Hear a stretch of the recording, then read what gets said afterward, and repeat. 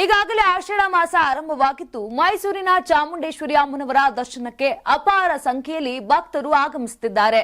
ಆಷಾಢ ಮಾಸದ ಶುಕ್ರವಾರಗಳಂದು ಲಕ್ಷಾಂತರ ಭಕ್ತರು ಚಾಮುಂಡೇಶ್ವರಿ ಅಮ್ಮನವರ ದರ್ಶನವನ್ನ ಪಡಿತಾ ಇದ್ದಾರೆ.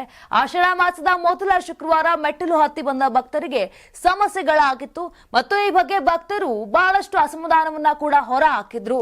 ಈ ಹಿನ್ನೆಲೆಯಲ್ಲಿ ಮೈಸೂರು ಜಿಲ್ಲಾಡಳಿತ ಕೆಲವು ಸುಧಾರಿತ ಕ್ರಮಕ್ಕೆ ಮುಂದಾಗಿರುವಂತದ್ದು.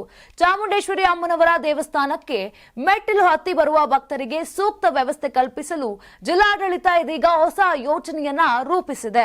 ಭಕ್ತರಿಗೆ ಯಾವುದೇ ತೊಂದರೆಯಾಗದಂತೆ ಮುಂದಿನ ಆಷಾಢ ಶುಕ್ರವಾರಗಳಂದು ಮೆಟ್ಟಿಲು ಹತ್ತಿ ಬರುವ ಭಕ್ತರನ್ನ ಧರ್ಮ ದರ್ಶನದ ಸರತಿ ಸಾಲಿನಲ್ಲೇ ದರ್ಶನಕ್ಕೆ ಕಳುಹಿಸಲು ತೀರ್ಮಾನವನ್ನ ಕೈಗೊಳ್ಳಲಾಗಿದೆ ಅಂತ ಶ್ರೀ ಚಾಮುಂಡೇಶ್ವರಿ ಅಭಿವೃದ್ಧಿ ಪ್ರಾಧಿಕಾರ ಪತ್ರಿಕಾ ಪ್ರಕಟಣೆಯನ್ನ ಹೊರಡಿಸಿದೆ.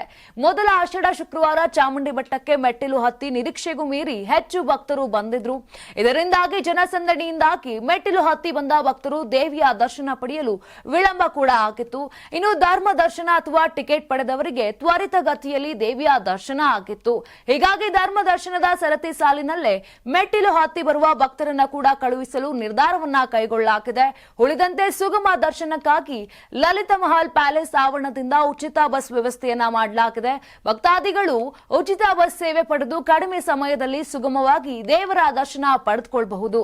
ಆದುದರಿಂದ ಭಕ್ತಾದಿಗಳು ಉಚಿತ ಬಸ್ ಸೇವೆಯ ಸದುಪಯೋಗ ಪಡಿಸಿಕೊಳ್ಳಿ ಅಂತ ಹೇಳಿದ್ದಾರೆ.